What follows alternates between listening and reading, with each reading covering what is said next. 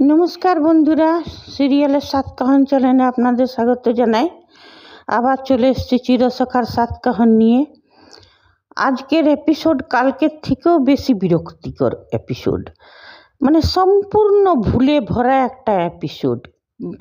জানি না রাইটার কি স্ক্রিপ্ট লিখছেন, মানে কোনো সামঞ্জস্যই নেই স্ক্রিপ্টের। দেখালো যে প্লুটোকে সবাই যখন কমলিনী বাড়ি ফিরল বললো দাহ করে এসছি, কিন্তু ওরা কালকে রাতের পোশাকেই ছিল, অথচ যখন দাহ করতে গেল তখন সব দেখালো সাদা পোশাকে। তো সাদা পোশাক ওরা কি আগের থেকে জানতো যে প্লুটো নেই বলে সাদা পোশাক একটা করে নিয়ে গেছিল, আবার বাড়ি ফিরবার সময় রাতের পোশাকে এলো? মানে বুঝতে পারলাম না ব্যাপারটা, আমি তো বুঝতে পারলাম না, দর্শকরা কে কি বুঝেছেন জানি না। তারপরে একটা মানে পাড়ার ডাক্তার বলে দিল যে মৃত, তো মৃত। হ্যাঁ, ডাক্তারি বিষয়ে আমি এমন কিছু আমরা জানি না, কিন্তু এটা তো জানি যে কেউ যদি মারা যায় তো 4 ঘন্টা পর্যন্ত পরেই ডেথ সার্টিফিকেটটা পাওয়া যায়। আর নতুন সে বলেছিল অ্যাম্বুলেন্সকে ডাকতে, এমনিও তো হতে পারতো, অ্যাম্বুলেন্সকে ডাকতো, কোনো কারিশমা হতো যে পরে বেঁচে যেত, কিন্তু অ্যাম্বুলেন্সও এলো না। তারপরে অ্যাম্বুলেন্সও এলো না, না কোনো অন্য ডাক্তারের কোনো মানে সেকেন্ড ওপিনিয়ন নেওয়া হলো, কিচ্ছু হলো না। অথচ সবাই দাহ করতে চলে গেল। কোন ডাক্তার সার্টিফিকেট দিল? শুনেছি যেখানে দাহ করা হয় সেখানেও ডাক্তারের মৃতের সার্টিফিকেট লাগে, সেটাও হলো না। মানে যাকে বলে একদম যাতা এপিসোড, ভুলে ভরা এপিসোড। জানি না রাইটার কি স্ক্রিপ্ট লিখছে, কিছুই নিজের মর্জি মাফিক লিখে যাচ্ছে, কিছুই লিখে দিলে গল্পের গরুকে গাছে চাপিয়ে দিচ্ছে। কিন্তু গল্পের গরুকে গাছে চাপাবার জন্য একটু তো লজিক দরকার, এখানে সেটাও নেই, কিচ্ছু লজিক বলে জিনিসই নেই।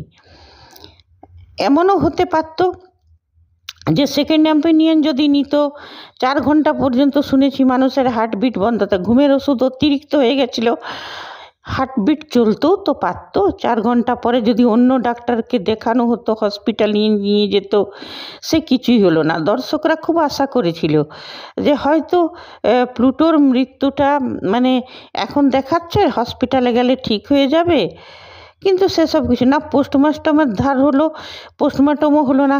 সুসাইড কেসে পুলিশ আসে, পুলিশও এলো না। ডাক্তারি সার্টিফিকেট লাগে দাহ করবার জন্যে, সেটাও হলো না। মানে যাকে বলে একদম ভুল ভরা যা তা এপিসোড। রাইটার গাঁজা ভাং খেয়ে লিখছে, দর্শকদের এইটাই মনে হচ্ছে যে রাইটার মেকার্সরা সব গাঁজা ভাং খায় আর এইভাবে স্ক্রিপ্ট লেখে, আর আমরাও দর্শকরা বোকার মতন বসে বসে গিলি। আমি কিছু দর্শককে দেখেছি, মানে এই কালকে যে প্লুটোর কিছু দেখেছি, অনেকেই কাঁদছে, সত্যি কথা। কিন্তু লেখিকাকে এইখানে বলবো যে আপনার গল্পে তো অনেক মৃত মানুষও জীবিত হয়ে ফিরে আসে, এই গল্পেই উদাহরণ। যেমন চাঁদবদন 20 বছর পর ঘুরে এলো, এসিনি ঘরের মানে নোংরামি শুরু করলো, অশান্তি, গোটা ঘরের পরিবেশটাকে দূষিত করলো, তো ওই সব লোককে বাঁচিয়ে ফিরে আনলে। আর যে প্লুটোর মতন একটা শান্তশিষ্ট ভদ্র চেহারা যে সিরিয়ালটাতে থাকলে সবারই ভালো লাগতো, তাকে মেরে দিলে। এ কোন ধরনের লজিক, কোন ধরনের জানি না। এত নিষ্ঠুরতা, ক্রূরতা খালি এই রাইটারের সিরিয়াল থেকে বেরোয়। আর চাঁদুকে যে 20 বছর পর মানে মৃত থেকে জীবিত করে ফিরিয়ে আনলে, এটাতে কার কি ভালো হলো? এসে ঘরের পরিবেশটাকে দূষিত করলো, ঘরে যত কুরুচিপন কথাবার্তা শুরু হয়ে গেল, গণ্ডগোল শুরু হলো। সে যাই হোক, যখন ওরা ঘরে ফিরল তখনও সেই একই নোংরামি শুরু। অবশ্য ঠাম্মি বলেছিল যে কিছু খাবি, আমাদের দেয়া খাবার খাবি, তো কমলিনী বলল যে না, আমি দুধ বিস্কুট খাইয়ে দেবো ওকে।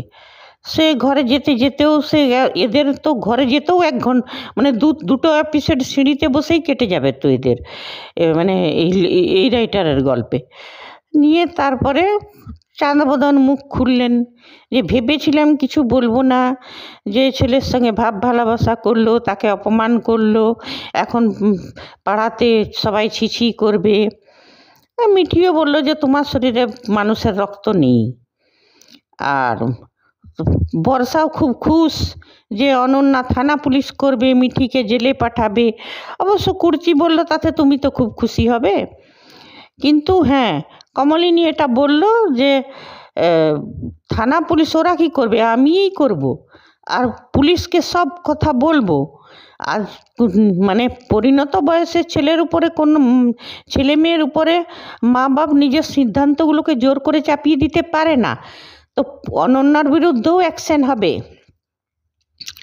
তখন বুবলাই বলে উঠছে, যাও তুমি এইগুলো স্লোগান দিয়ে বেড়াও নেত্রীদের মতন। আরে স্লোগান দিয়ে আর কি আছে বুবলাই, মানে যে ঘরে কুর্চি ঠিক কথা বলেছে যে দুটো ছেলে মেয়ে আরও আছে, ওরা মানুষ হয়েছে, কিন্তু এই বুবলাই অমানুষ। মানে এই সিরিয়ালটাতে মানে কি দেখবো, রোজ রোজ ছেলে বউয়ের অসভ্যতামি, নোংরামি, মানে চাঁদুর মতন একটা শয়তান লোকের কথাবার্তা, এই সবই দেখতে হবে এই সিরিয়ালটাতে, কিছু ভালো জিনিস দেখাবে না। হ্যাঁ, মিঠি বলল যে এই শহরে আর থাকতে পারবো না, এখানে আর আমার তো কিছু পিছু টান থাকলো না। মিঠি এটাও আফসোস করছিল যে আমাকেও সত্যিই ভালোবাসতো, কিন্তু আমি মোয়ের কথা ভেবে আমি দূরে সরে গেলাম। আর কিন্তু কেন সরে গেলাম, আমার তো প্লুটোর কথা ভাবা উচিত ছিল, প্লুটো আমাকে ভালোবাসতো, তার দিকে তাকানো উচিত ছিল, আমি মোয়ের কথা ভাবতে গেলাম কেন? আরে মৌ, মানে কে যে সিলেক্ট করেছে কে মৌটা, প্লুটোর থেকে তো বয়সে বড়। অনেক দর্শক বলছে যে ওই বুড়ির সঙ্গে যাতে না বিয়ে হয় সেই জন্যে প্লুটো মরে দিল। যাই হোক, সে একটা অন্য কথা। কিন্তু হ্যাঁ, আজকের এপিসোড পুরা ভুল ভাল, মানে কি বলবো, মানুষের যেমন কষ্ট হচ্ছিল তেমনি মাথা গরমও হচ্ছিল, মানে কালকের থেকেও বেশি বিরক্তি ভরা আজকের এপিসোড। মিঠি এইগুলোই বলে আফসোস করছিল যে এবার আর আমার পিছু টান থাকলো না, এবার আমি চলে যাব বিদেশে, এইসবই। তা কমলিনী বলল, কি করবি মা, তোর তো কোনো দোষ ছিল না, তোর ভালোবাসার মানুষ তোকে ভালোবাসি বলেছিল, তুইও যে রিয়াকশানটা দিয়েছিলি এটা একটা ভালোবাসার মানুষই দেয়, অভিমানে দেয়, নিজেকে দোষ দিস না। আর কুর্চি বলল বুবলাইকে যে বুবলাই, যেমন অনন্যা নিজের ছেলেকে কখনো বুঝতে পারেনি, তেমনি তুইও কখনো নিজের মাকে বুঝতে পারিসনি। আর যখন তুই এখনও শুধরে নেন, যখন তুই বুঝতে পারবি তখন অনেক দেরি হয়ে যাবে। হ্যাঁ, তো কী জানি বুবলাইয়ের চোখ খুলবে কি না। তবে হ্যাঁ, কমলিনী এটাই যখন বলল যে আমাদের ঘাড়ে এসে ঝামেলাটা যেন না পড়ে ওই চন্দ্র আর ওর মা, তখন কমলিনী বলল যে আপনারা যদি এই বাড়িতে না থাকতেন তা আপনাদের কিছুই আসতে যেত না, কিন্তু এই বাড়িতে আছেন কেন, এই বাড়ি থেকে চলে গেলেই কোনো ঝামেলা হবে না। এটা কমলিনী ভালো বলেছে। তবে হ্যাঁ, এটাই আমরা চাইবো যে কমলিনী আরও প্রতিবাদী হোক। আর হ্যাঁ, এই যে সর্বজিৎ চিঠিটা পড়লো না, এটা খুব খারাপ করলো। মানে এই রাইটারের যেমন চুরির কেসটা, গয়না চুরিটা ধামাচাপা পড়ে গেল, তেমনি এই চিঠিটা যেমন লেখিকা ধামাচাপা না দেয়, এই চিঠিটা একদিন সার্বজনিকভাবে পড়া হোক। আর তবেই এখনও পর্যন্ত বুবলাই, বর্ষা, রোশনি, মৌ, এরপরে এরা এখনও পর্যন্ত মিঠিকেই দোষ দিয়ে যাবে, মিঠিকেই গাল দিয়ে যাবে, মিঠিকেই সাপসাপান্ত করে যাবে। সেই জন্যেই রাইটার্সকে দর্শকদের তরফ থেকে অনুরোধ যে এখনও সময় আছে, চিঠিটাকে সার্বজনিক করা হোক। চিঠিটা মৃত্যুর জন্যে যে অনন্যা দায়ী আর কিছুটা মৌ দায়ী, সেটা যেমন সবাই জানাজানি হোক। কেন কি সব সময় দর্শকরা কমলিনীর দোষ আর মিঠির দোষ আর শয়তানদের জিত এটা দেখতে পাচ্ছে না, না এগুলো দেখা যায় না। লেখিকা বোঝা উচিত, অনেক বয়স্ক মানুষরা দেখে যাদের প্রেশারের সমস্যা থাকে, বিপির হাই প্রেশার, লো প্রেশার থাকে, সেই সব মানুষদের খুব সমস্যা হয় এই মানে শয়তানদের জিত দেখালে। আর ইনোসেন্ট যারা ভালো তাদের হার দেখালে, তাদের কষ্ট দেখালে। তো লেখিকা এটা বুঝুক, লেখিকারও তো বয়স হচ্ছে, লেখিকা বয়স্ক মানুষের, কেন কি আমাদের মতন বয়স্ক মহিলারাই সিরিয়াল দেখে, কম বয়সীরা তো আর কেউ সিরিয়াল দেখে না। আর লেখিকার নিজেরও যথেষ্ট বয়স হয়েছে, তো লেখিকা মানে বয়স্ক মহিলাদের কষ্টটা বুঝুক, আর যেটা বাস্তব সেটাই দেখাক। শয়তানদের জিতটা দেখা সব সময় নয়। যদি শয়তান সবসময় জিতেই যেত তাহলে দুনিয়াটা উলটপালট হয়ে যেত।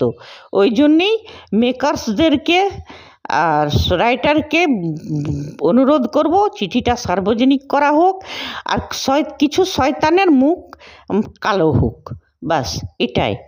ঠিক আছে বন্ধুরা, আজকে এতটাই। কালকে আবার আসবো চিরসখার 7 কাহন নিয়ে। আর বন্ধুরা, ঋষিকেশ সিরিয়ালটা আজ থেকে শুরু হবে, ওইটারও ভিডিও দেব। আপনারা কে কে উৎসাহিত আছেন কমেন্টে জানাবেন, আমি সেই মতো ভিডিও দেব। আর আমার কথার সাথে যদি আপনারা সহমত থাকেন তো কমেন্ট করবেন, অসহমত থাকেন তাও কমেন্ট করবেন। ধন্যবাদ, বাই।